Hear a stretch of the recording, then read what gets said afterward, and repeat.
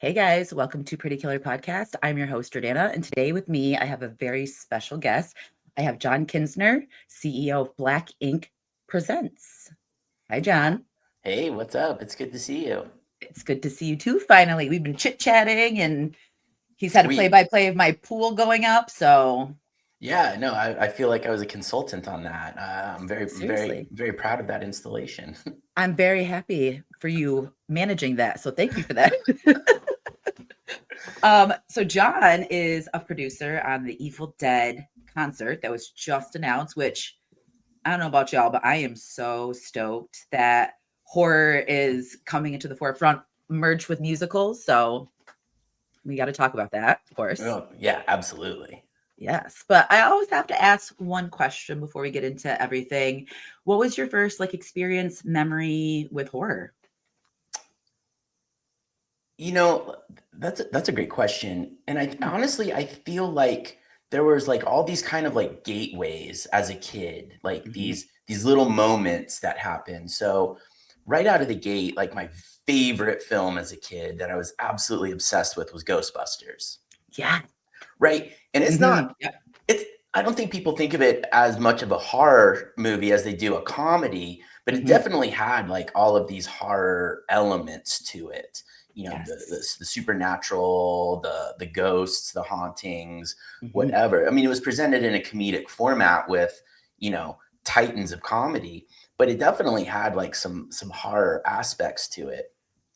So I definitely think that like Ghostbusters and kind of like moving on from there, that I was obsessed as a kid with that scene from Raiders of the Lost Ark where the guy's face melts when they open the ark. Yes, that it was nightmare fuel as a kid. Oh my god!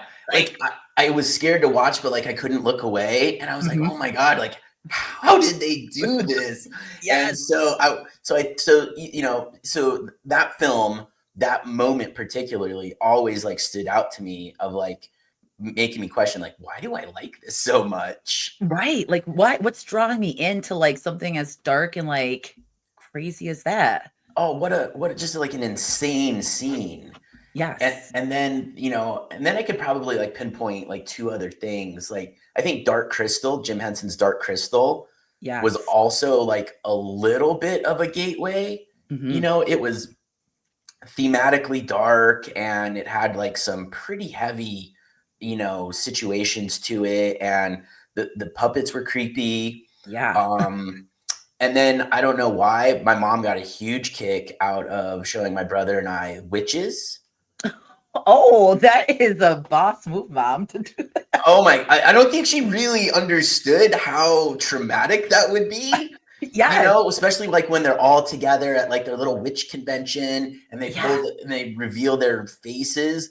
Oh my God. Like It's what heavy, it's a lot, you're just kinda sitting there like, "What the fuck is going on? Like, what's and happening?" as a kid, like you're like, oh my God, like this is real. Like Yeah. they really have these conventions, you know? Is that where my mom goes? Yeah, I'm like, what? How did she know about this? Yes. Like so these crazy moments. And then you know, growing up in the 80s, honestly, the most iconic piece of media that got me like into horror is Michael Jackson's Thriller.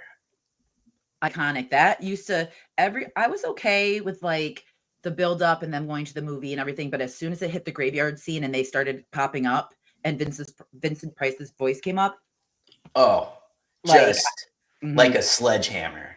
Yeah.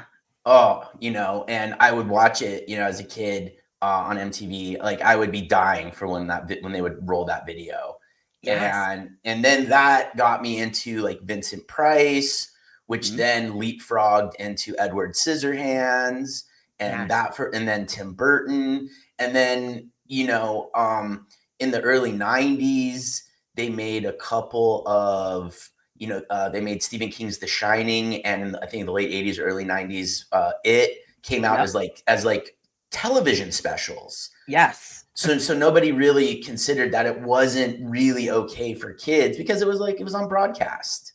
Right, like on TBS. Yeah, it was like a mini series special, and they're like, oh my god, and I really loved those, Yep. and that just and big shout out to Cassandra Peterson, Elvira. Oh Uh, yes. Oh my God, love her. I can't remember if it was Friday or Saturday night, but I used to go like over to my uncle's house. Mhm. He'd like babysit my brother and I, and we would like get pizza and soda, 2 liters, and we would watch USA's Up All Night with Yeah. that he was the host of.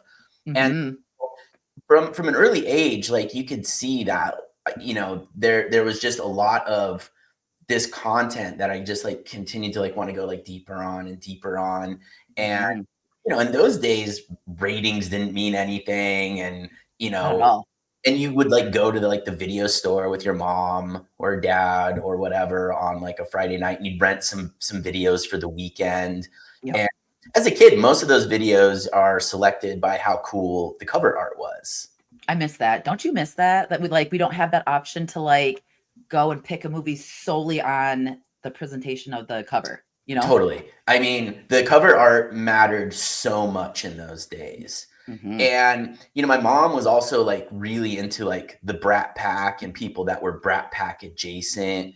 So Kiefer Sutherland, who wasn't in the Brat Pack, but he was adjacent. It's like Lost Boys Yep. and some of these, and of course it was like the heyday of John Carpenter films. Yes. And so, I think anyone that's like my age, 41, Hmm. um, you kind of just grew up with a lot of the format being normalized. Exactly. Yes, because I'm 39. I'm gonna be 40 in February. So we're right around the same time. But like I feel like we're very parallel to how we grew up because Ghostbusters was like my entry point to Hmm. horror. And like to your point of Ghostbusters, but like Ghostbusters 2, remember the trains, the subway scene with the heads on the sticks? Terrifying. Like that part, because like a decapitated head was the like my worst fear as a kid. Yeah. And when he possesses Dan Aykroyd and they like merge into like this complete nightmare of a human. Yes, and like what Janosch with his red eyes, because I always had a Oh, thing with like eyes in a window or just like red or white opaque eyes. So when that happened, that scene, I had to like hit fast forward on the VCR because I knew it was coming and it scared the crap out of me. I mean, and as a kid, I despised Janosch. I despised that character. I was Me like, too. how dare he even think about taking a shot at our girl? No. Exactly. And Oscar, like the little cutest baby in his Winnie the Pooh pajamas on the ledge, like I hated Janosch. He was the Oh, worst. oh, that scene where there's the blackout and then he walks down the hallway and his eyes light up the hall. That part, that was that I tried to find it for like one of my clip scenes that I do every week. And I was like, that scene, and there was another scene. I don't know if you remember. Do you remember Care Bears? Like the Oh yeah. movies? Oh yeah. Do you remember the one with the book and the lady's face was in the middle? Like the carnival one, and she was like Oh the witch. yeah. That was such a freak show. That was and like the movie was fun. And then that scene came up, and I'm just like, that stuff was so traumatizing. I felt like we grew up in like in the 80s and 90s in an era where they just didn't care. They're like, oh, here, have your kid Totally. be distracted. Totally. And I was like really into Skeletor too. Ooh, I love that. And Yeah. like and Frank Langella's performance as Mhm. Skeletor in Masters of the Universe, which Yeah. critically that movie gets like just demolished. But the Mhm. fact that Frank Langella played Skeletor is like one of the all-time iconic roles and people in it. Yes, Uh, and I feel like no one really truly talks about it.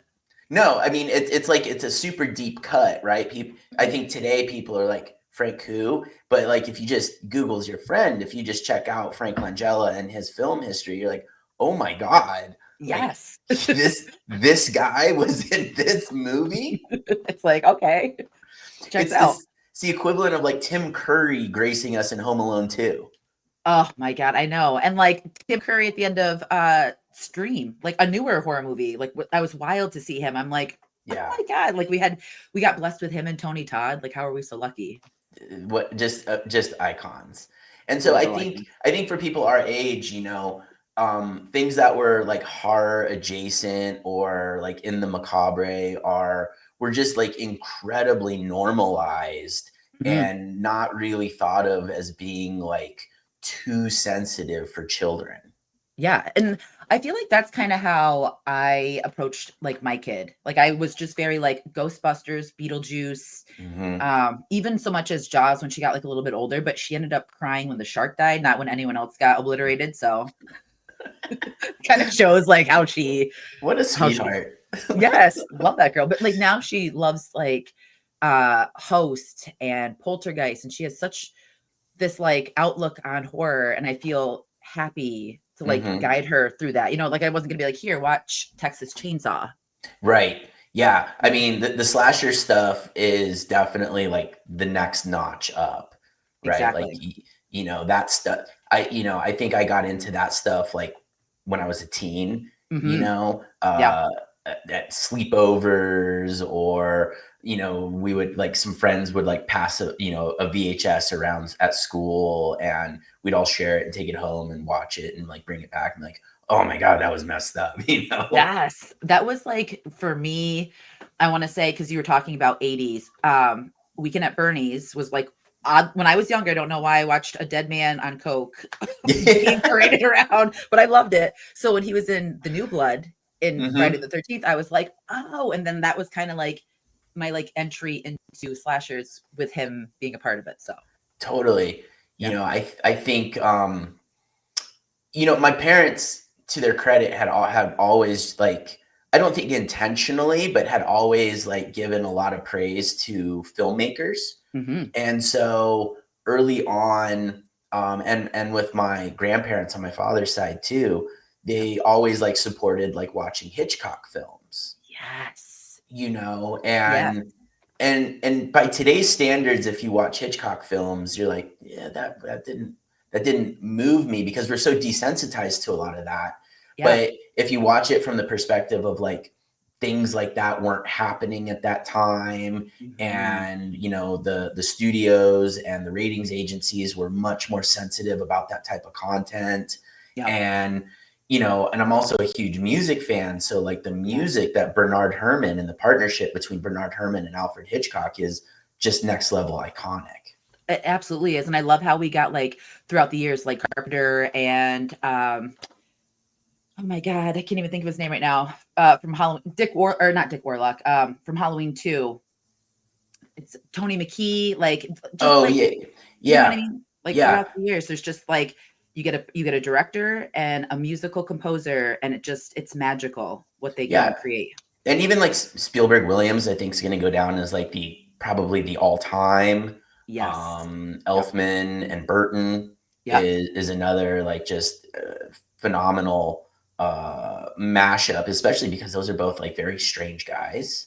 Very, very much so, and but they all work so perfectly, like, they were meant to be melded together because they're just iconic. Totally. And I've worked with Danny and Tim for like the last 12, 13 years, Wow, and love have that. have met them both and spent time with both of them, more so Danny than Tim. Mhm. And just watching their process and like how they approach, the content and content creation, and Danny bringing life to Tim's imagery. It's just fascinating, It to is. watch that process come together. It's funny that you bring them up because I remember being young and I was, like, so moved by Edward Scissorhands, the scene where she's, like, dancing around, and it brought me to tears, like, when I was younger, and I didn't even know why it evoked that emotion for me, but just Yeah. watching it and hearing how melodic it was and just how perfectly it meshed with the scene, I would just sit there and cry, and I'm like, "This is, like, the most beautiful thing I've ever seen." That piece, which is called the Ice Dance, Mhm. is definitely one of the most beautiful arrangements that Oh, so Danny it has is. done.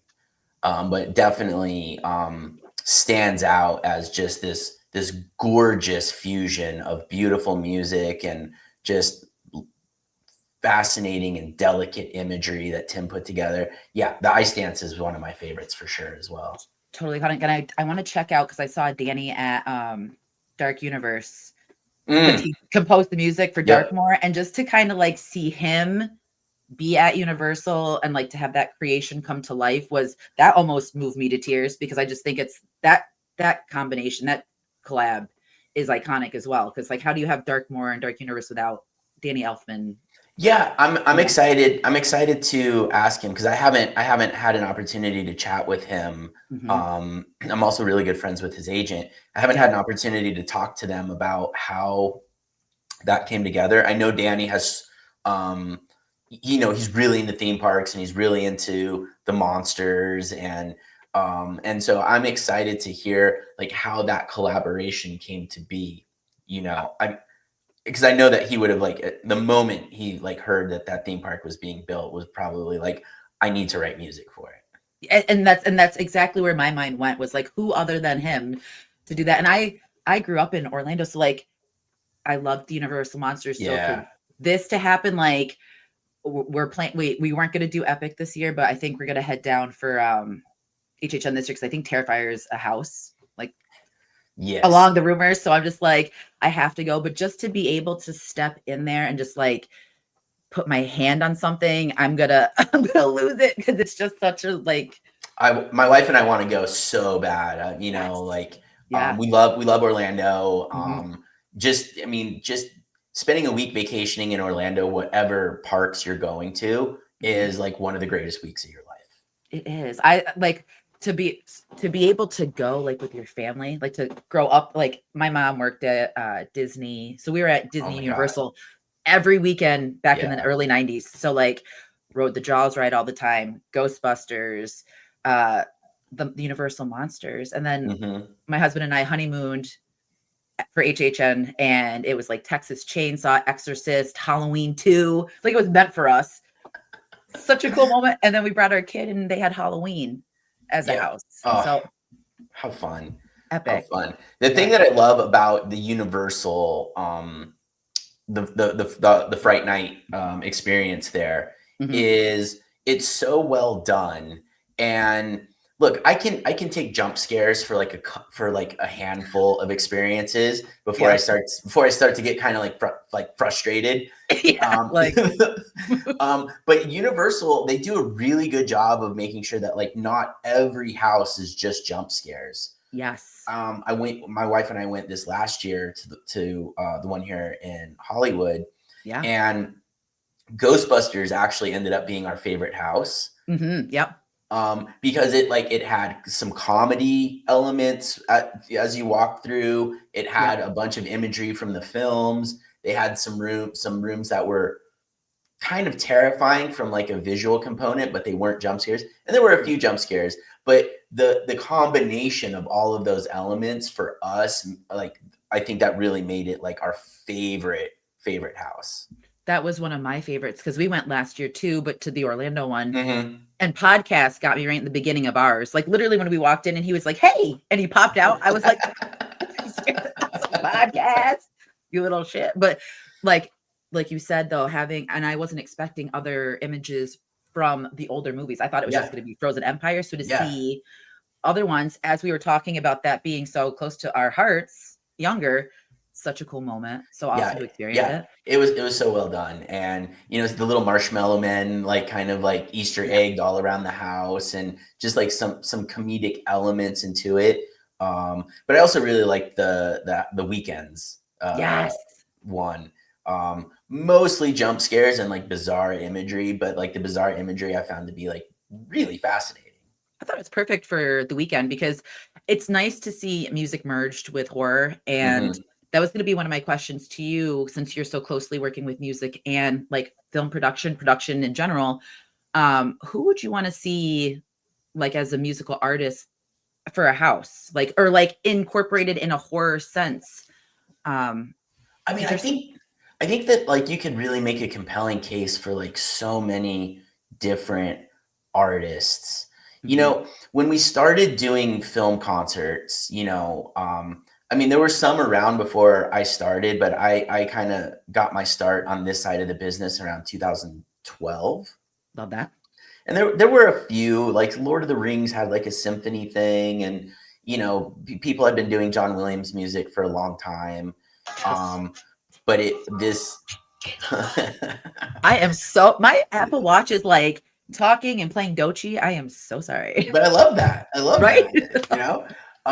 But the format really started to take off 12, 13, 14, but it was like so focused on like these huge symphonic scores, right? Mhm. Williams and Alan Silvestri and Elfman and and Menken and Yes. just these really large pieces of IP.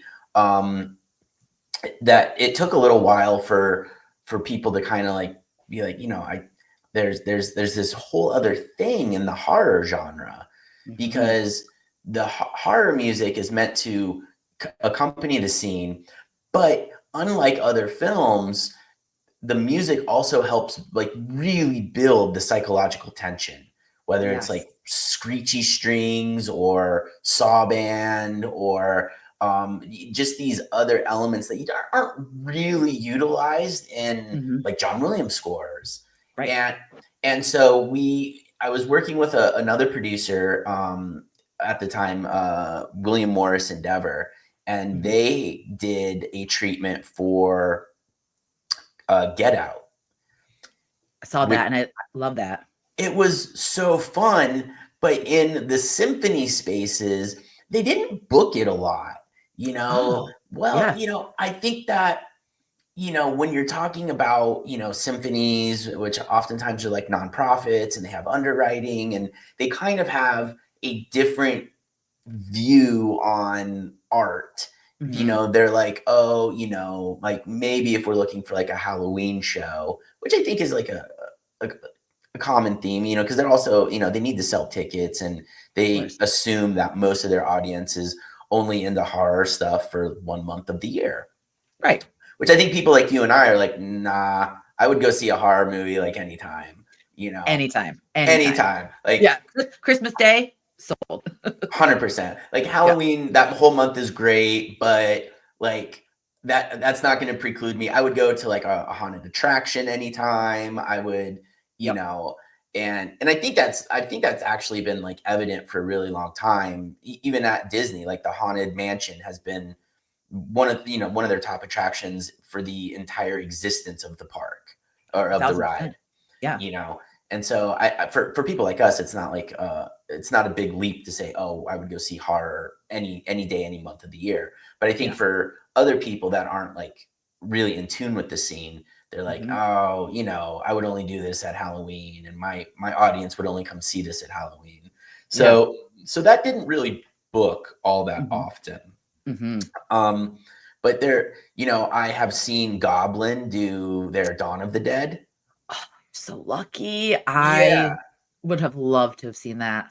And that's like one of my all-time favorite horror scores. And I Yep. love George Romero. Yes. And I think George Romero was like really way ahead of his time in terms of being 1,000%. a filmmaker.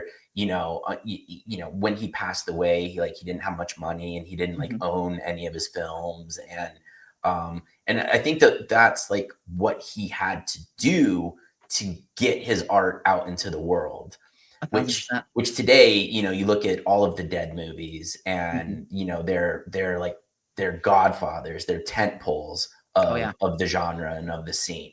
Mhm. You also too, like, I just have to bring it up because it's, like, Fulci week, like, Fabio Frizzi and Lucio Fulci with Zombie, because you brought up Goblin, like, Yeah. I think the Zombie score is just something of, like there's something with zombie music in general, like, they just are onto something with creating the atmosphere and, like, like, solidifying this is Day of the Dead, this is Zombie, this is Yes. you know? Oh, absolutely. Mhm. You're 100%. You know, um, one that I'm just like obsessed with in this moment, and I've been reaching out and like we're trying to find a way to do it. Is Sinners.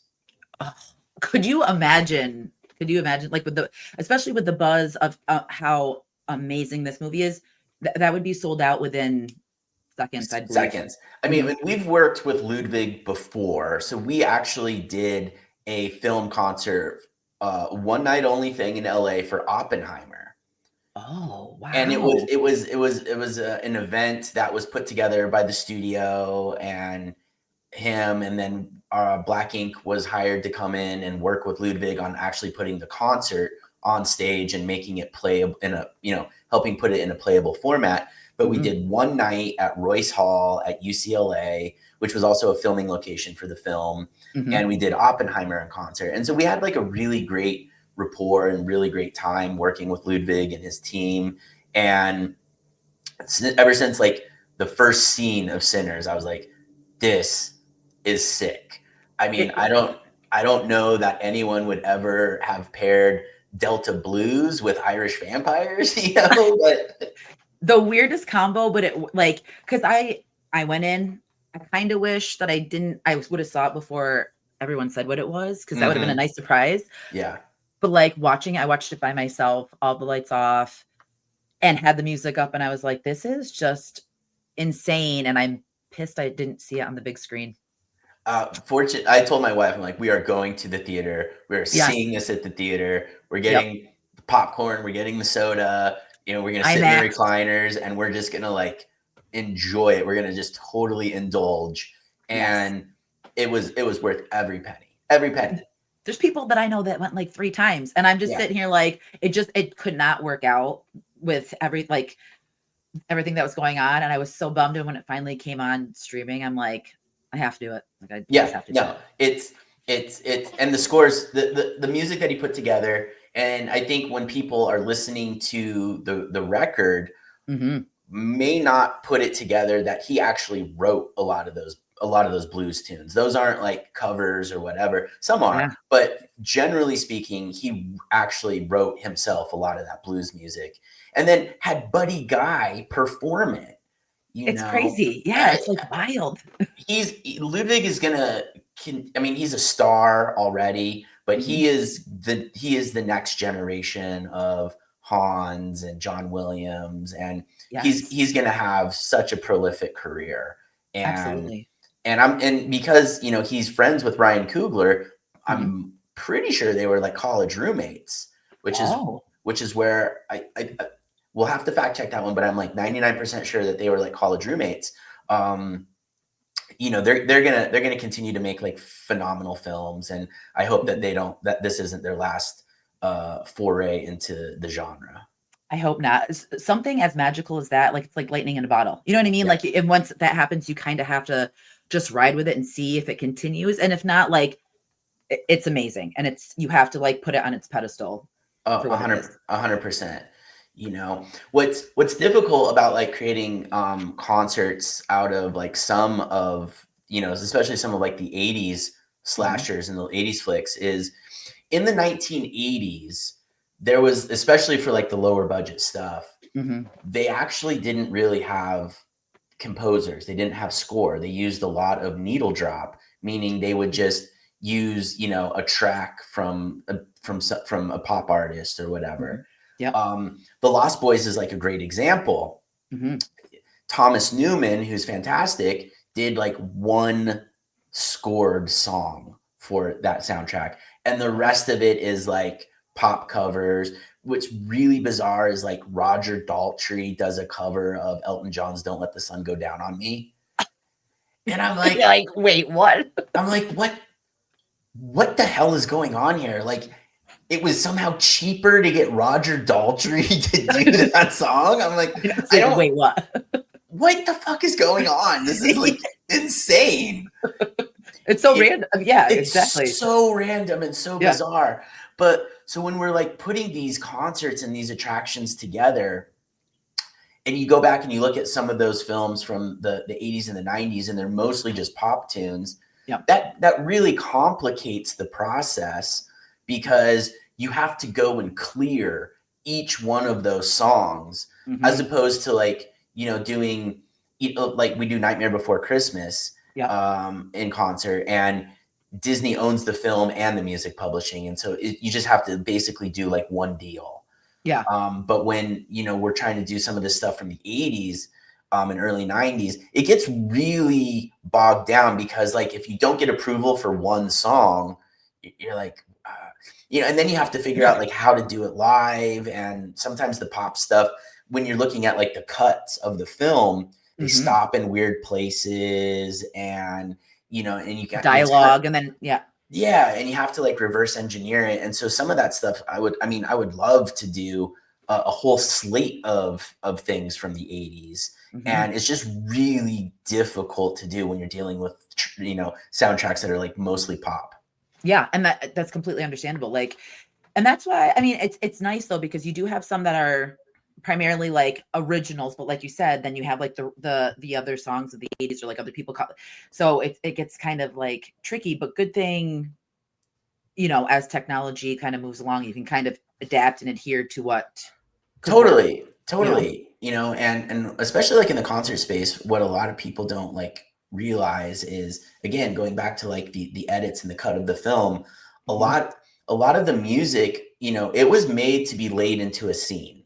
It Exactly. wasn't necessarily made to be performed live. And Mhm. there's like a stark difference between the two. Right. Well, I'll get a score and there's like all this beautiful music laid out, but then you get into it with like the composer or the editor, and they're like, oh yeah, like we had to chop this song up to make it work in the scene, or this wasn't like where that song originally ended. And so Mhm. you see that there's like this, you're looking at the score and you're like, wow, there's like a big difference here between like how it was written and then how it actually got cut together. Yeah. And then you have to go back and like figure out, all right, how do I smooth this out, or like how do we bridge some of these gaps, or how do we naturally conclude some of these moments Yeah. musically. And it's always like a big challenge to try and put some of these together. I bet, but I bet you it's so like rewarding at the end. And that's going to lead me to my one question about like where you began your love for like music and production, because I did read that you did mixtapes when you were like 16, and I love that. I think that's so cool that you like got your start in that vicinity, because music is like it's so important to me. So I imagine like obviously how important it is to you. Yeah, I mean, music and film has always been, and video games has always been like just a huge part of my DNA.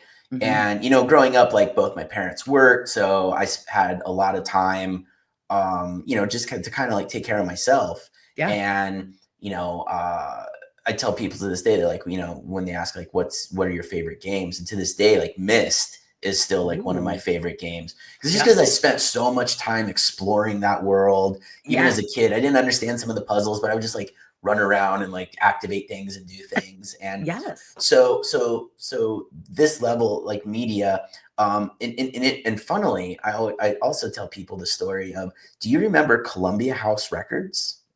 It sounds so like it's something that is like triggered in my So mind. so Yes. they used to have these ads in magazines where like you could like send in this postcard and you get like 12 CDs. CDs for like a penny. Yes. Then Yes. you were contractually required to buy like 10 more at ungodly prices. Mhm. And like and I'm like, you don't understand. I was like 12 years old and I sent this in. I'm like, you and they like just were like, here's, yeah, you're a Here. member now. And like today, to think about like a 12-year-old entering into like a contract, but Yeah, they like got you. I They just got did you. it. I was like, I want the CD, send them to Yeah. Yeah. me. And my mom was like, what the fuck are you doing? You're like, "Nothing. I'm just getting CDs for a penny, mom. You're Yeah, welcome." like I'm being thrifty, I'm figuring it out. Yes. So this has always been like a big part of my DNA. But then like as I got into middle school and like I Mhm. started having crushes on girls or whatever, Yeah. I started making like mixtapes for them, and I'd like bring them a mixtape or I love whatever. that. And that was kind of like uh maybe my way of like showing interest or like trying to do something sweet or Yep. whatever. Yep. But funnily, thinking back about it, like the songs were always based on like my taste. I never like asked like what they were Yeah. You're into. just like, "I don't care what you're into, but I like you, and here's this."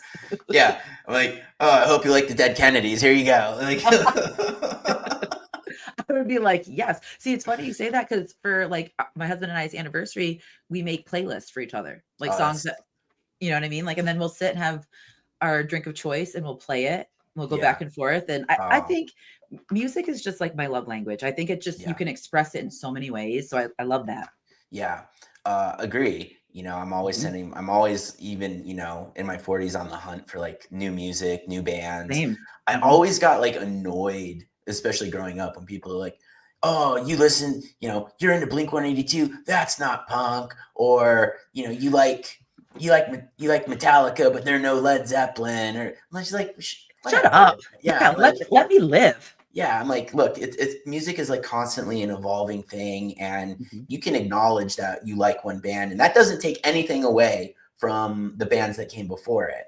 You Thank you know, for saying that because I feel like it's just like this inherent thing to be like, oh, well, these guys are okay, but they're not as good as this. It's like they can be equally or like in the realm of good. It doesn't mean that they're like like better than them. It's just everyone yeah. can exist in a good realm. Like, I mean, I'm not trying to be mean, but I often refer to that as like smooth brain thinking. You yes. know, it's Yeah. like, yeah, dude, Led Zeppelin, phenomenal, but Yeah. but it's not the '70s anymore. It's Right. Like we're in a whole new era. Like music yeah, evolves. it's evolved. Mhm. Um, so it's always been like a big part of me. And I went to high school in Southern Colorado in like a really Mhm. small town, and you know. Uh, Music and the world of being in film and video game studios, they felt like they were all on a different planet. Mm. Like that stuff felt like so far away.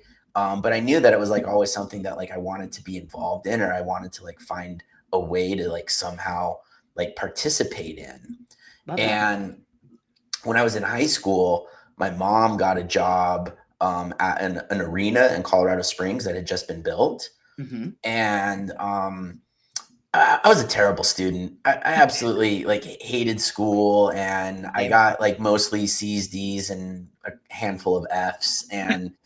and it wasn't really like representative of like my intellect or my talent, or I just couldn't focus, and I thought of school as more of like social time and working on being cool, and Yep. and I wasn't really interested in like classwork, and I didn't really care what the consequences were for getting bad grades. Like I No. really didn't. Like No.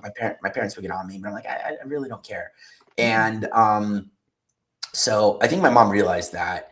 And once she got that job at the arena, um, large productions like started coming through, like WWF. Ooh. There was like hockey games, there was basketball games, and so she started just being like, why don't you skip school today and come and be like a production assistant? You'll make a couple $100 or something, and I'll give you a note, and like, but you got to do the homework. I'm like, oh yeah, fuck yeah, of course I'll do the homework. Dude, your mom is so cool already. Like, I don't even know your mom, but it's like street cred dream. Like, that's amazing. I think that's so cool that she was just like, come on, let's go do Yeah, this. she's just like, come up and do this, Yeah. and maybe it will serve you better than the shitty job you're doing in school. Right. But that's, you know what? I feel like as like being a kid and now being like a parent, I get that because you just tap into what you know your kid is meant for. Like you can feel it. Like my kid's the same. She loves music and she like for her project she made a James Hetfield guitar Oh, that's cool. because something about like something for like her dreams or something and everyone's bringing in like small stuff and she's like she makes this guitar. I'm like The flying V. yeah, Yeah, yes, for and sure. she's walking in with it and I'm just like you got it girl. Yeah, I mean, my mom knew that I was a good worker, Mhm. because by the time I was I was like 16, 17 years old when she said to like come and start doing these productions with her. But I had already been working for 4 years at a restaurant. Wow. Yeah, I called when I was 12 years old. I was like, oh man, I need to get a job. I need I need money. I need money to pay for this Columbia house shit. Yeah, this shit is and expensive. and so like I called this restaurant that was just up the road, Mhm. and I tried to like make my voice sound like deeper, and I was like, are you hiring? Do you have any jobs open? And the lady that answered was like, yeah, like we have this job that's available for like someone to like once the dishes come out of the dishwasher, you go and like put them away, and Oh, you yeah. like clean the dirty pots and pans that the cooks throw into the sink. I was like, yeah, that sounds great. That sounds fun. Sure. And she's like, okay, well, why don't you show up next Saturday and we'll do a trial run, you know? And like I show up at the restaurant, and I walk into the back, and they're like, who the fuck are you? Whose kid is this? Yeah, like, whose kid is this? I was like, no, it's me. Like, we talked on the phone. I'm here for the job. And like, the lady felt so bad. She was like, oh, fuck. I got swindled again by a kid. Yeah, I got swindled by this fucking ankle biter.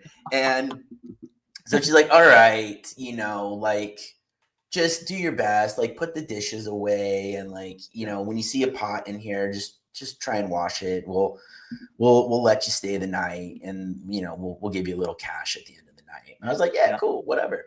Awesome. So my mom had been like prepping me. She's like, don't stand around. If there's like a moment that you're not doing something, sweep the floor, just do everything you can. She's like, do not fuck this up. I was like, all right. And so like, we went through that night, and like, I killed it. I totally crushed it. I was like, show me where to put these dishes. I got this. Like, I'll wash these pots and pans. I probably didn't do like the greatest job washing pots and pans, because I don't think I'd ever washed a pot up until that point in my life. Right. But I did it. So at the end of the night, the lady gave me like $30 in cash, and she was like, you did a great job. She's like, thank you. You can just like keep coming back if you want. And I love that. And so like it was her and her husband ran the restaurant, and I think they told the labor board that I was their kid. Yeah. I hope these people are like living their best lives right now. Like, that's so cool that they did. Yeah, I mean, they're and we're still all friends to this day. But so I worked there from like 6th grade all the way through high school. So like, my mom knew that like I would show up and work, and I was a good worker. I was just like, at school, that just wasn't it. So she's like, come and do these productions, try and learn something, and so that's like how it all got started. And at the time that there wasn't like a lot of film happening in Colorado. So in the early part of my career, I mean, and still to this day, but in the early part of my career, I really gravitated more towards like music and music touring, and working with touring bands, and working at like rock clubs and things like that. Love that. That sounds like I'm jealous of your life. You get 12 CDs for a penny. You're working at 12 years old, and now you're killing it, like working with bands and doing all this shit. I love it. It's probably like ruined my credit rating. I'm like 12-year-old with just a devastated credit rating. But I love that. Like, most kids at that age, I was not even thinking about a job. I was thinking about like playing Donkey Kong or like Super Mario Brothers or something. You know what I mean? Like, I just wasn't in that mindset. So that's so awesome that you had that motivation and that like drive to be like, I need to do this. Yeah, well, I just needed money to spend at the mall. Like, yeah, right. I know. My allowance is like $1. My grandparents be like, clean the house, and they give me like $2. I'm like, what? Nah, I was like, nah, man, I need some money. So I need like some real money. Give me that money. And then so you're like the CEO of Black Ink Presents. How did that come to be? Like, how did you form that company and get that going? So in 2012, I was working for AEG as a production manager. I was here in LA, and I was doing I was working at LA Live, which is at the time was Staples Center and Nokia Theater, which is are both now Crypto.com and the Peacock Theater. But I was like managing the shows from a production perspective that came into the campus, and so and also.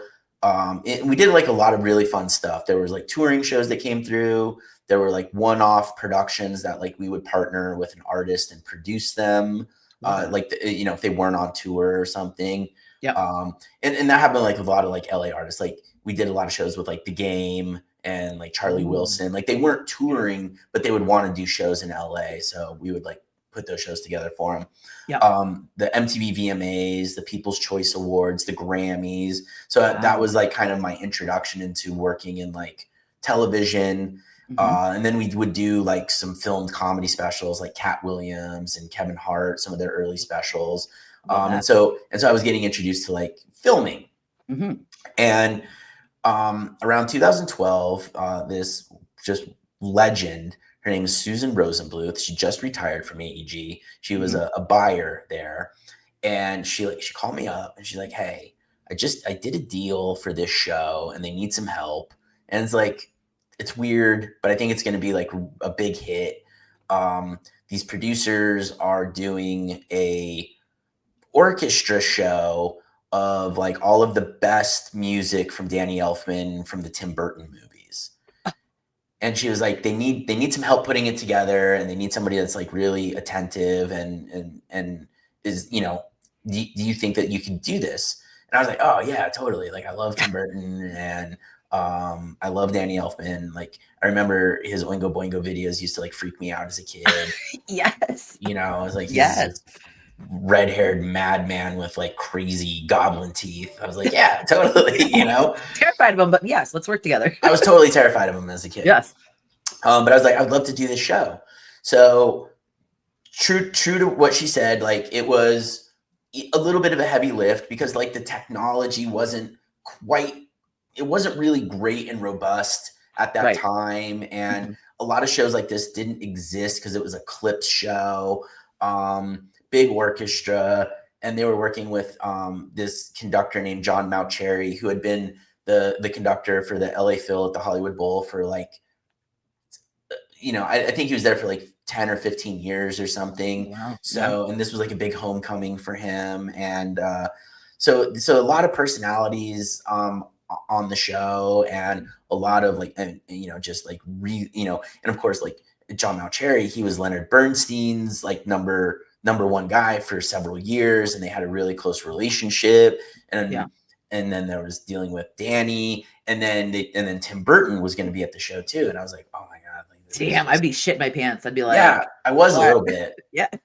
And so we did the show, and at the end of the show, they were like, you know, we're gonna tour the show around, and you know, we really liked you, and you know, you've got this job here, but you know, if you ever didn't have this job here, like we would work with you again. We'd put you on the show. And I was like, oh hell yeah, I'm out of here. And Yeah. so Bye. I quit that job, and I ran away with them to do that show. And then maybe like a year later, 2013, 2014, we were doing the show in Tokyo. And at the end of that show, Danny would come out and do, you know, the songs from Nightmare Before Christmas. Yeah. And sing. And this was actually like the first time he had been back on stage in like 15 years or 20 years, because he had stopped performing with Oingo Boingo in like the early 90s. And so we were in Tokyo. We finished the show.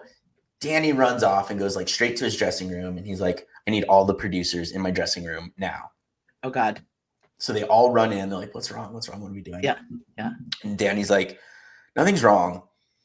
I'm just really feeling it. And I think we should do the entirety of the Nightmare Before Christmas, like a screening, but then have people come out in the actual moments that they happen in the film, and we'll do it live and in sync with the movie, which at that point, nothing like that had really ever been done before. You know, like Disney, I think, had like some film concerts, but they didn't have people coming out and like doing the parts live. And so everyone was like, absolutely, like let's do this. Like this is a phenomenal idea.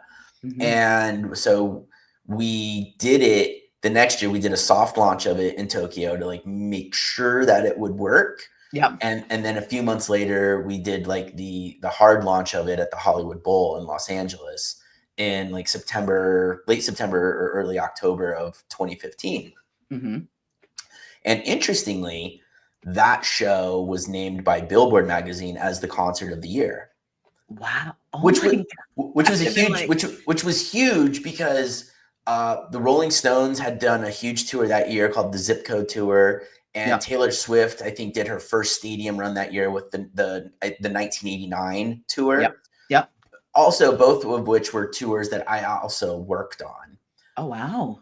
Because while I was like figuring out this film concert IP based business, I was having to support myself by still going out and touring and doing other gigs. So 2015, I was like super proud of the fact that I worked with the Stones, I worked with Taylor, and then I also was like the production designer for the show that Billboard named Show of the Year.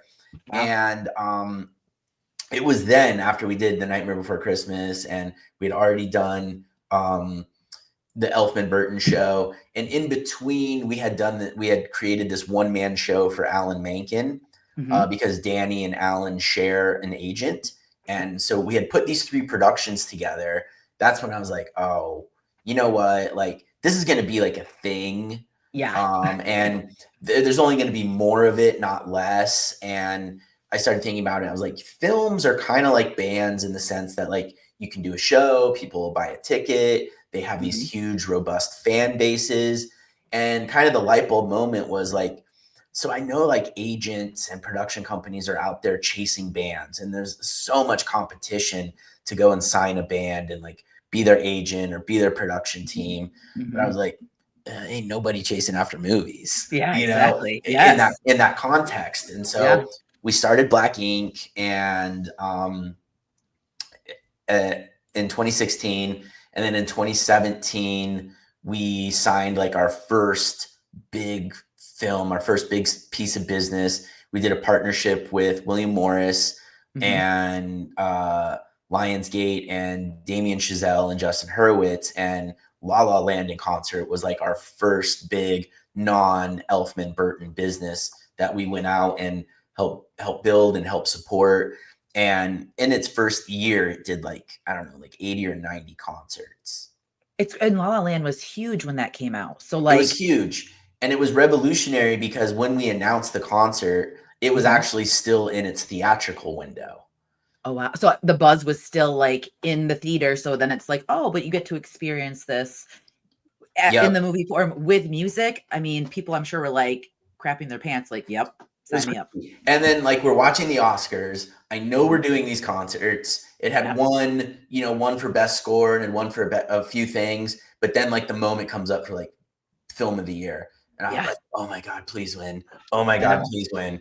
Oh my God, please win. And then when they announced La La Land, I was like, oh fuck yeah. Oh my God. Oh. And then like the other shoe drops and like, just kidding. Like I read the wrong name, you know? And you're like, oh. Yeah, you're just like, fuck no. But still, like, I mean, it's still a great film. Yeah, but I know I know. and probably should have got the Oscar that year. Who ended up getting it that year? Remember, like I'm trying to remember when all that went down. I know the name of the film. It doesn't matter. It wasn't. It doesn't matter. It wasn't La La Land. Yeah, exactly. Yeah, It was the not fact the one that we're not talking about that film, I think, is evident of the fact that La La Land. Exactly. Yes, exactly. So that's how we launched, and then as the years went by, you know, we got to be known as like the team to help producers or help studios create these projects. And then over the last few years, I myself have started producing some of my own ideas and some of my own projects, where we started very much just like supporting other people.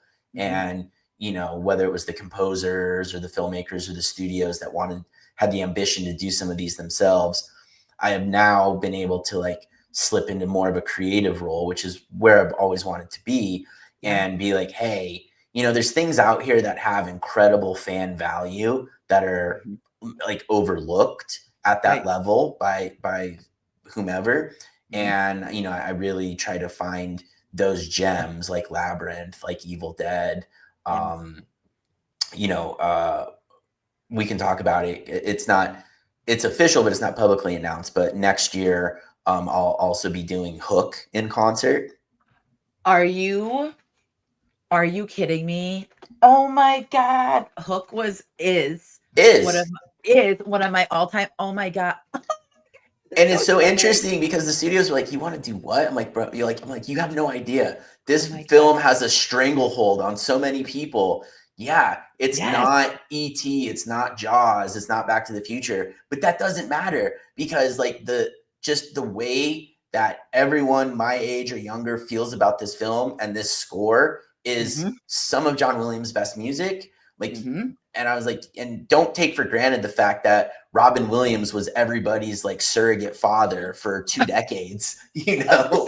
And also like Rufio, like that was one of the scenes that like literally broke me as a kid, like that whole part. It's just, and it's such a beautiful story, how it's told. And like you said, with, oh my God, That just got me so excited. Like, I don't know Oh, if you can tell, like my heart's no. beating so fast because Honestly, like when it got approved and nobody was like fighting me for it, I was just like, oh my God. I felt like I had just like got away with a robbery.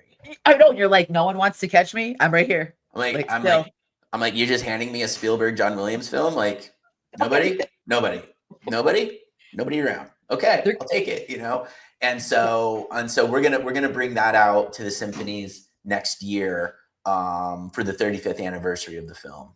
Oh my God, I've never been to like California. I might have to mess around and like go out for that because honestly, I'll lose my crap. It I'll lose might my be crap. in your hometown. We're selling it around. So Oh yeah, yeah, yes. so stay tuned for that because that's gonna be a big that's gonna be we feel like that's gonna be a big one for us. Absolutely. Oh my God, I cannot wait till you can officially announce that because I will promote that. I will be so annoying. I'm gonna be like, guys, guess what's happening. Yeah, and like we're Rufio's gonna be a part of it in Mhm. terms of like maybe just doing a video or doing some promo. The Yes. studio was like, oh, we should get a video with Dustin Hoffman. I was like, look, if you can get me in a room with Dustin Hoffman, Yeah, like like say less. I'm I'm like I'm like, you have no idea. Like I will lose it. Like Okay, so so- that brings me to another question. Who have you like worked with, either like movie, just like the movie itself, or someone that you were just kind of like, pinch me, am I really in this same breathing space as this person? so I've had a couple of those moments. Like one moment that I had that is funny to think about now was like the very first time I met Tim Burton. Oh, I Um, couldn't even imagine. so no, but nobody had really prepped me on like his quirks or kind of just like how he internalizes things or how he thinks about things. Mhm. And so I met him at that first show we did in LA, and we were doing like a photo thing. And so I had gotten him, from all of the team, like a dozen black roses, to hold for like the photo, I and love handed that. it to him. And I was like, oh, hey, it's cool to meet you. Like, I'm a big fan. Are you excited about the show? And he's like, yeah, like I haven't seen it yet, and I hope it's really good. And then I just kind of like went on to maybe just like kind of like overly express like how much like his films like meant to me growing up. And Yeah. I could see him starting to be like kind of like recess back, like Yeah. And you're just like, yeah. And ew. and so I was like, okay, okay, all right. I was like, okay, like ease up, ease up, ease up. Yep. And then kind of like in an unfortunate turn of events, I Mhm. was like running around the venue, like doing things, like I was having to go to like different places, and there's like all these shortcuts, like you can take like shortcuts through like the VIP area, and the path of least Yes. resistance to like get to the areas around the venue that you need to be quickly. Mhm. And I'm not even joking with you. I must have run into Tim like 5 or 6 more times. And you're like, I didn't He- mean it. and he started like looking at me like all crazy, like I'm stalking him, and he like looking behind his back. And at the end of the night, I was like, you guys, like I think Tim Burton is like scared of me because like I kept running into him and he kept getting freaked out. And so I was like, and then come to find out like he's just a quirky dude and Yeah. very, very and very introverted. And Mhm. so, I felt like kind of weird about it for a couple days. But I was like, like how cool I freaked out Tim Burton, like I am literally almost crying because I could just see you like walking through like excessive speed, and he's just like, "What are you doing here?" oh, Like, totally, totally. He was just like, oh, this guy again. What the oh loves my movies. God, yeah. yeah, And I he's love like, that. he's like, it's a psychopath, and there's like nobody stopping him. Like, he's gonna kill me.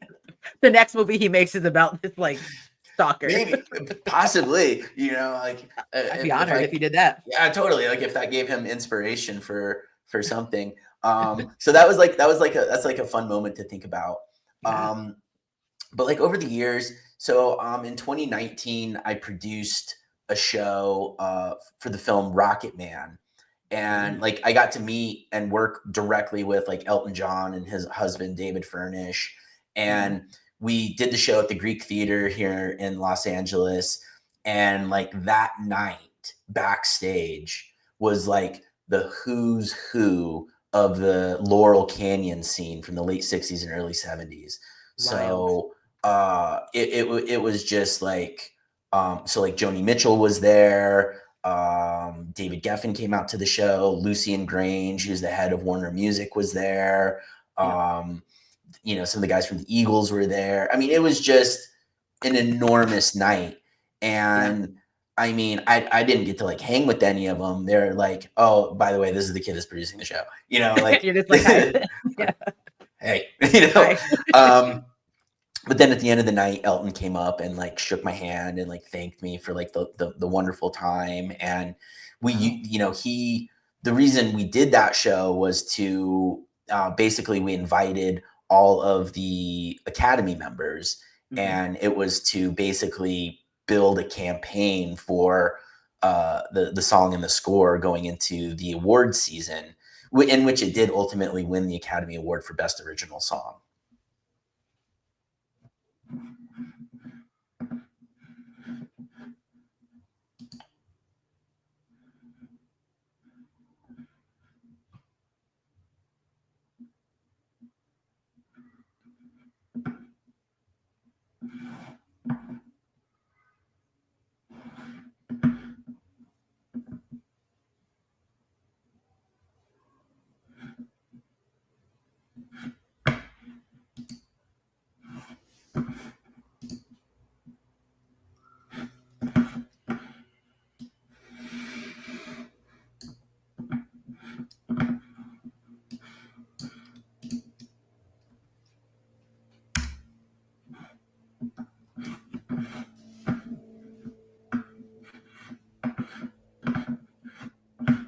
Are you there?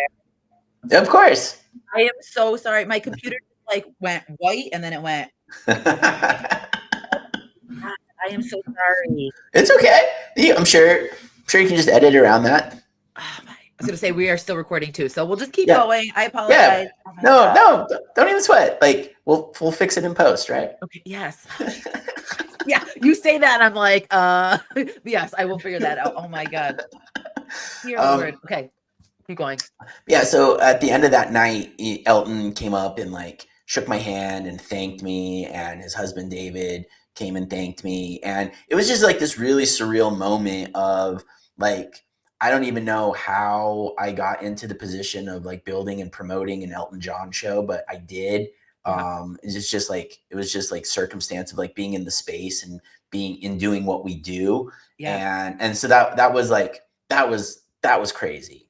That's so cool. Like how rewarding though, because like your journey, like how cool to be, you know what I mean? Like not really like knowing what was going to happen and then to be in that position. That's amazing. Yeah. I mean, it's that was like an all-time like pinch me moment of like, oh my God, like I promoted an Elton John show, and it was unlike any other Elton John show that had ever happened, because it was around the movie that he put together, and which is about his life story. And you know, Taron Egerton was there, and Giles Martin, who of course is Ben Martin's son from the Beatles. He was a Beatles producer. I mean, I was just like surrounded by all of this like music royalty. And so for one night, I got to play like the smallest of parts in that story. That's amazing. You should be like super fucking proud of that and like hold on to that, because I'd be like, yes. Yeah, you know, and so but you know, there's been like a handful of those things, and you know, it's always, you know, I'm working on a yet to be revealed Ghostbusters project, and so I've had like some meetings with Jason Reitman, which I'm like, dude, like this is insane. What? And, yeah, that's crazy. And so yeah, so it's like it's led to like this really amazing place, where you know we're respected and sought after for like what we do, and the way that we approach catalog, and the way that we look at like trying to breathe life into these films, like Evil Dead. Well, you can just tell by your like love and appreciation for music and film from such a young age, and how it translates, because you can truly see when someone cares about their craft, no matter what it is, it comes through. And when they see that, they're just like A+, like good job. But then to the point of Evil Dead, what brought you, so how did you breathe light into Evil Dead? And how did that come So about?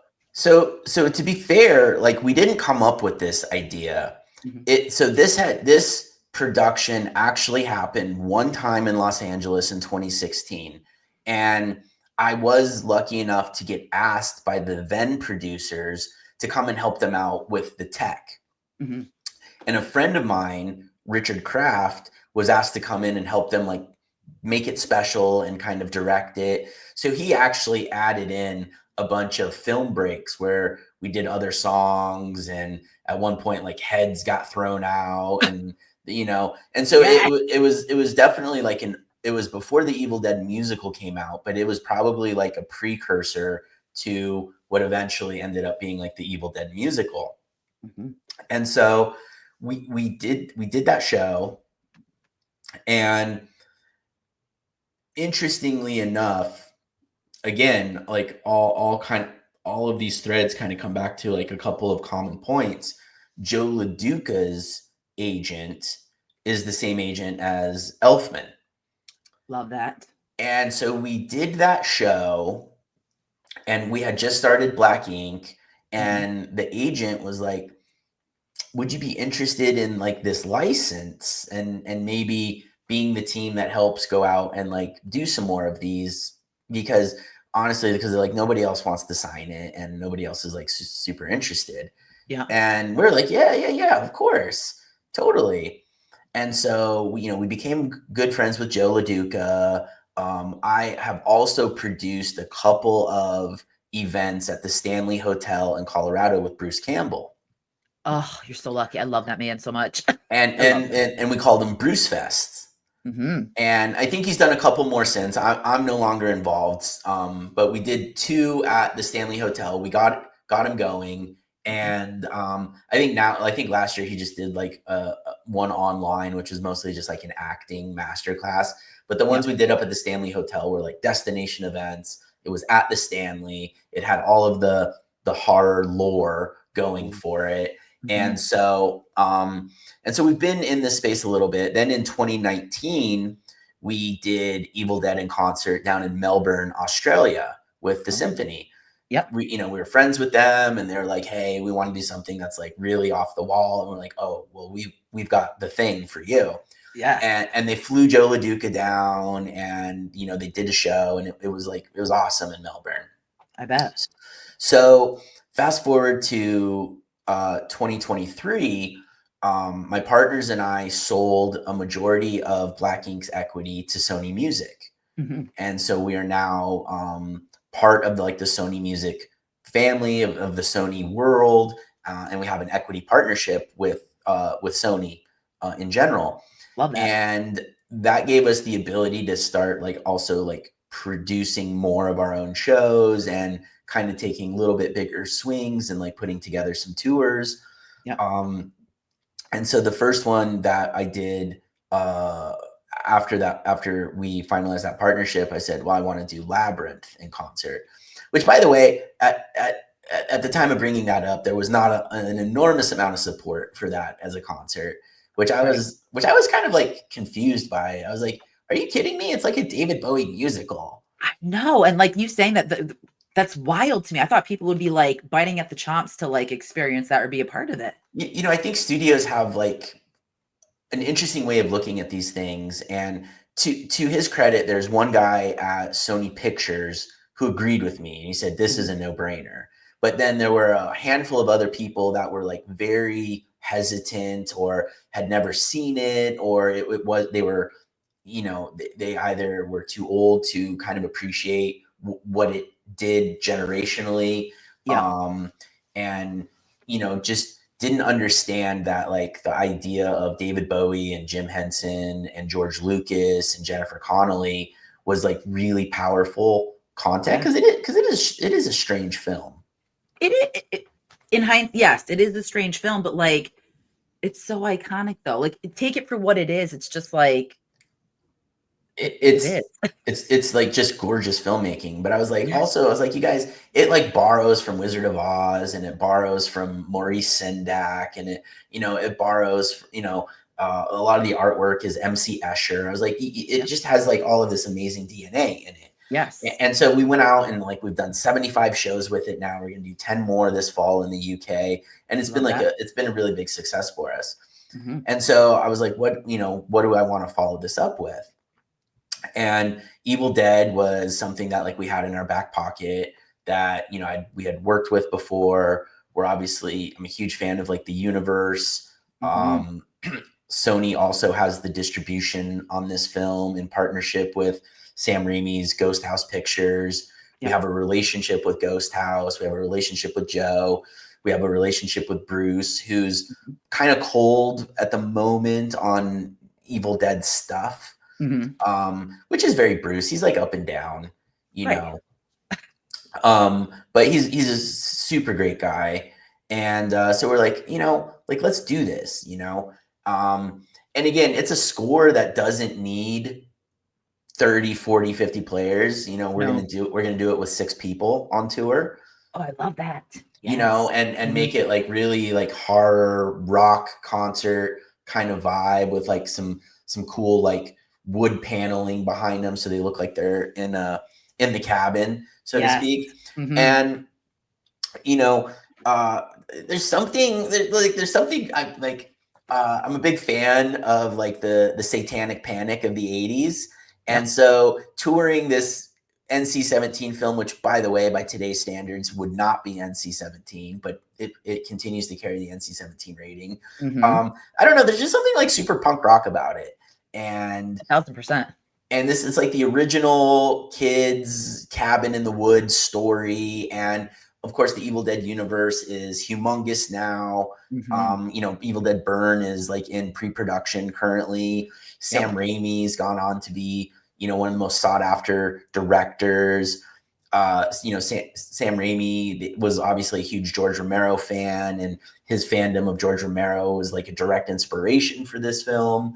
And then, Bruce Campbell turned into Bruce Campbell, and so while it doesn't have like the same figures as like Labyrinth, people who are already titans, it is the origin story of what became like an enormous fabric in the horror quilt.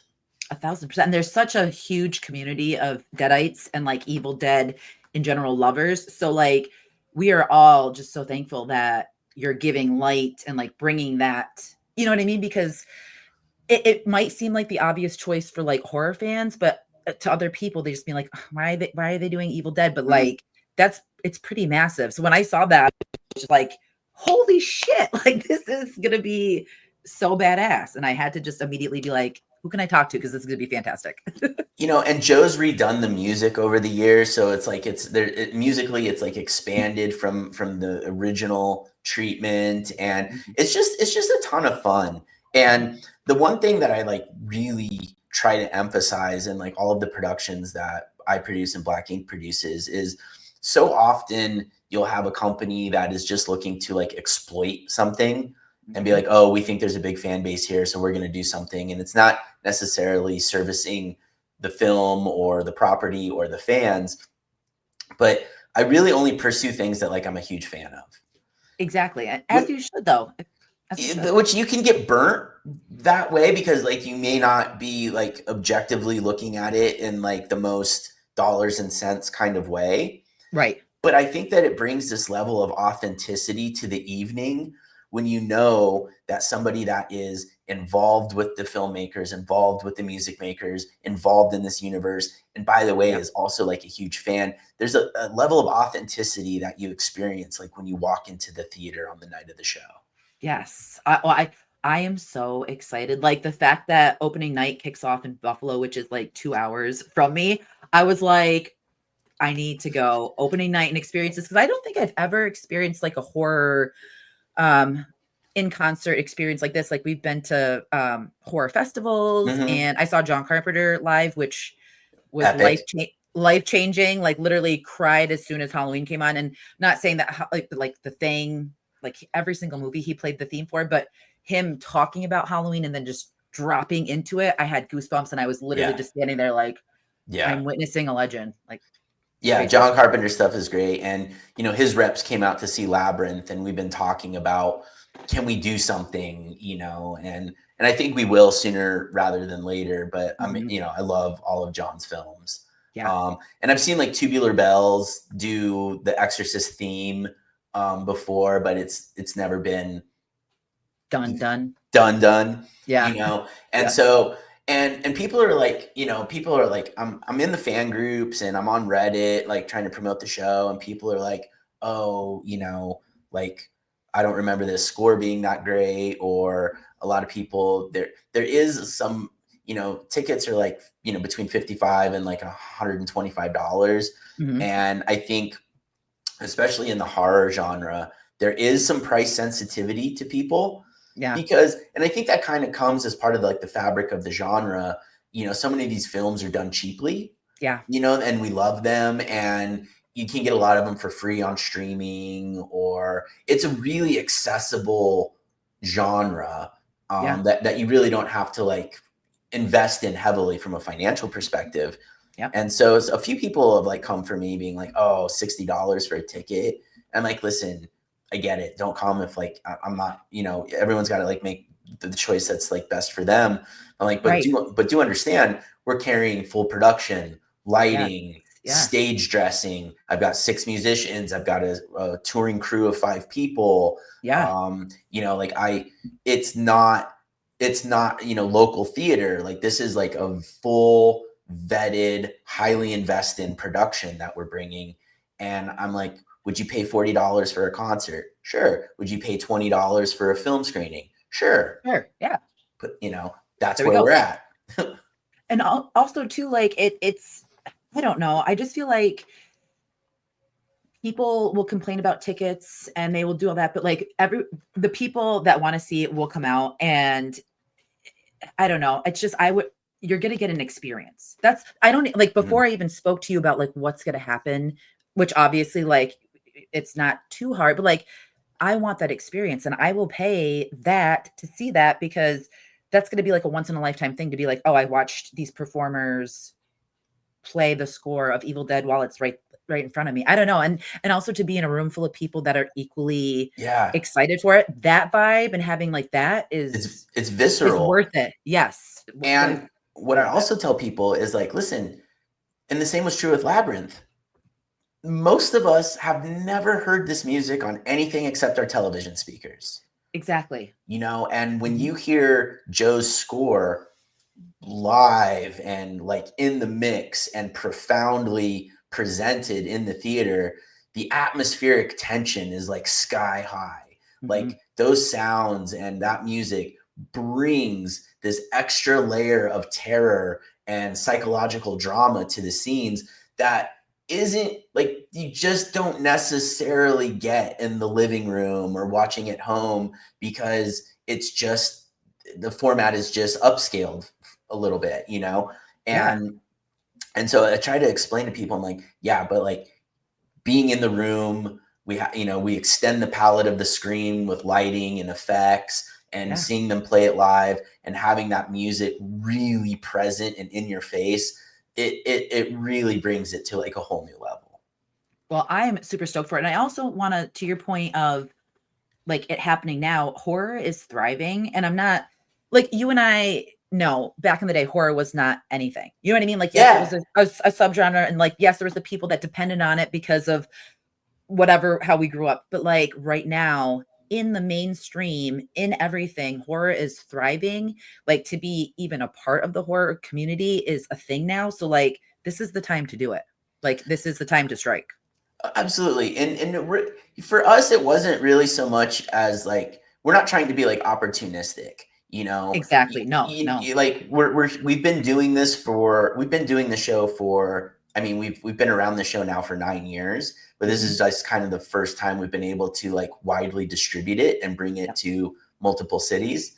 But and it's really is interesting, because like, horror has become so accepted, and there aren't, I mean, there was like the satanic panic thing in the 80s was like real, and there was like a Yeah. real reaction from like the Christian community about that content, Mhm.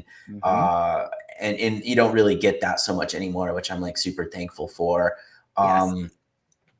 But also just like thinking about it from like a studio perspective, it's really attractive right now to studios to put 15-20 million dollars into a film that's going to return 100 130 150 million dollars. They've kind of effectively replaced the rom-com, Yes. or the buddy comedy.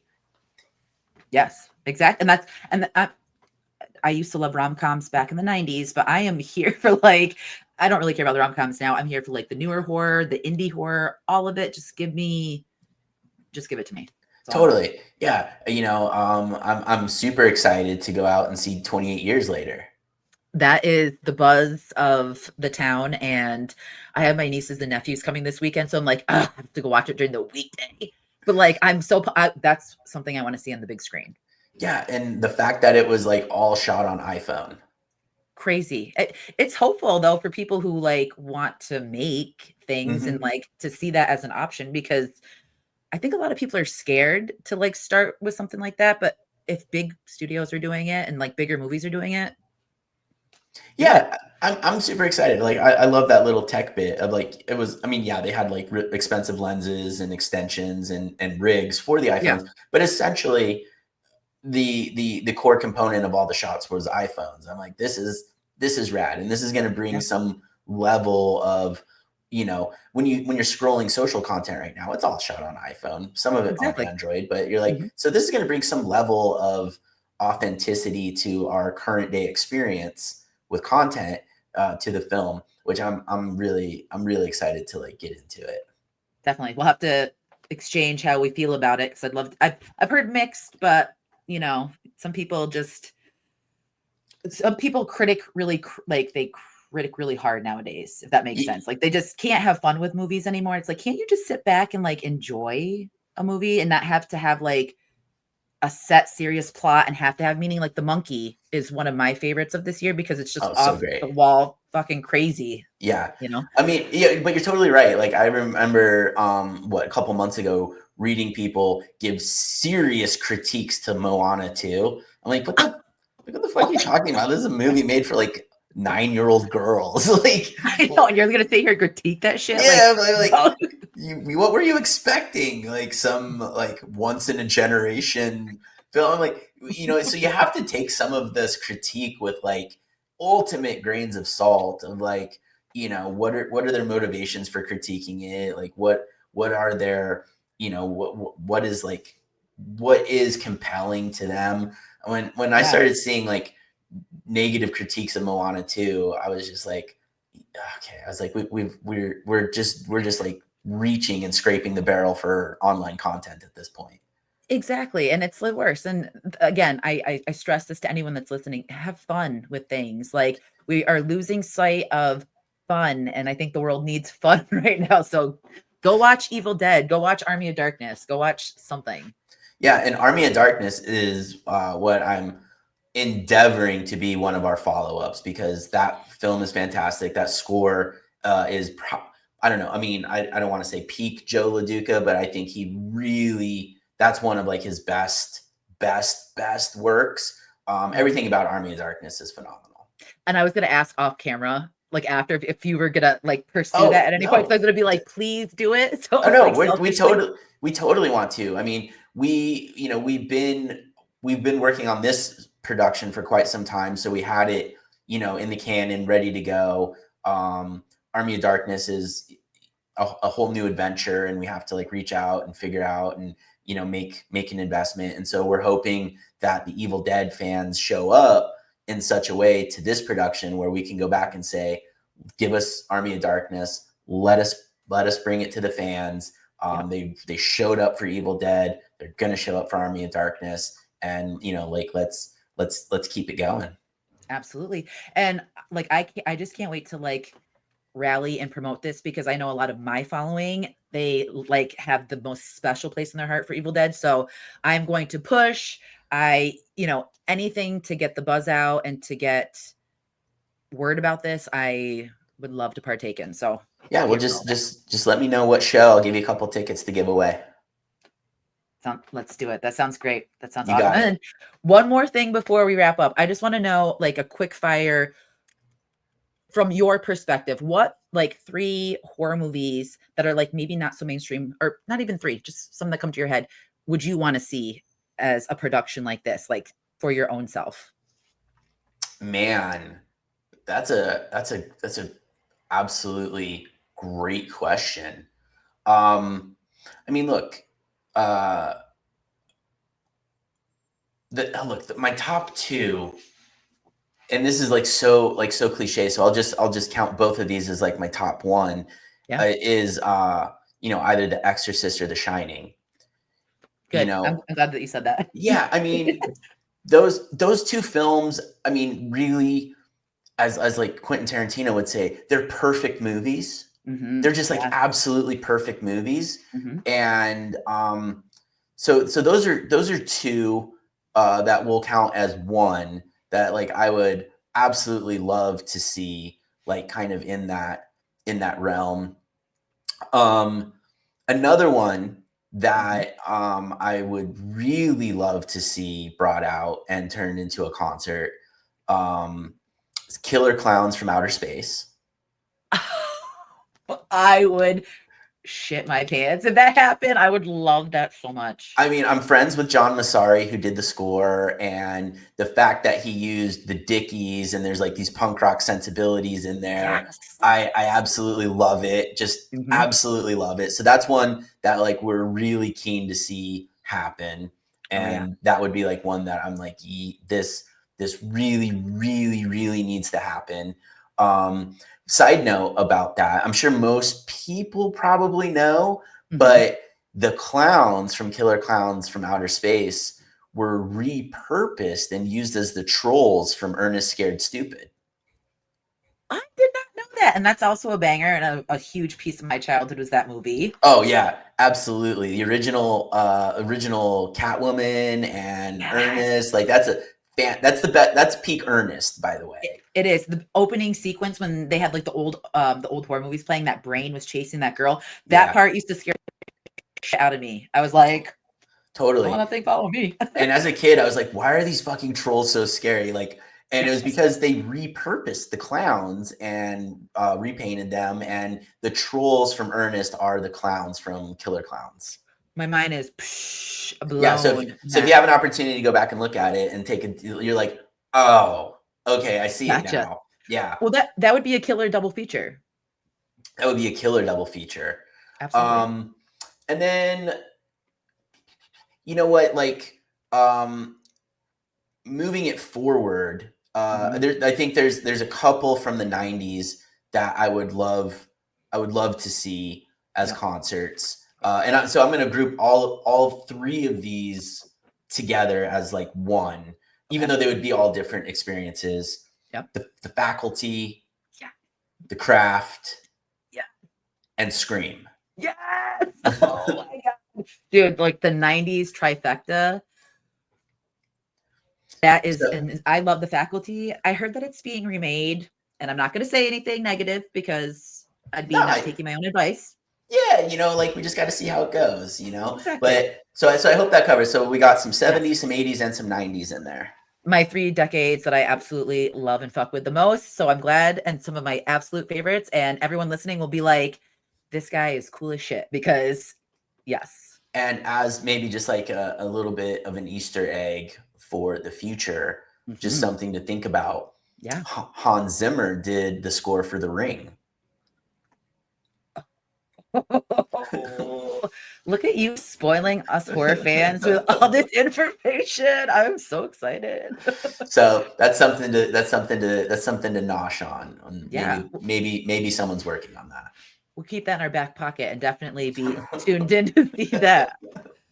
Well, John, as much as I don't want to stop talking because I probably could sit and talk to you all day, All day. um, all day, I will let you enjoy your Friday. But 50 Cities Evil Dead is going to be kicking off in Buffalo September 22nd. Look for a giveaway at some point from yours truly, That's right. so we can kick it off with the Deadites the right way. And it's ending 3 nights in LA on Halloween. Like the last night is on Yeah. Halloween. How crazy. And our partner, Street Food Cinema in Los Angeles, we're creating a immersive experience in the basement of the $1 Million Theater in downtown. Holy shit. Well, anyone going to that, I want to see pictures, videos. That is going to be an experience. I love that. And for people that are sensitive like me, there will also be a jump scare free version of that experience. I love that even more. Hey, it's for everyone. It's literally for everyone. So check it out, evildeadinconcert.com. Yes. And also, will you let people know where they can find you? Just So I myself don't have a large social media presence because I have found over the years that it's like not really great for my mental health to right. be, personally, especially like on Instagram and TikTok. And so if you're so inclined, I'm on LinkedIn, John Kinsner. I do have a Facebook account, John Kinsner, but it's mostly for my grandma. And gotta hit up grandma. and you can find all the things that we're working on at Black Ink Presents on Instagram. Perfect. Well, thank you for letting everyone know where to find you. And also thank you so much, John, for hanging out and chatting with me. It was an absolute pleasure. And I'm sure we'll be talking more in between. Absolutely. Thank you for having me. It's an absolute joy to talk to you today. Absolutely. And to everyone listening, just remember to be kind to one another, drink water, and to take care. So we'll talk to you guys later. Bye. Bye.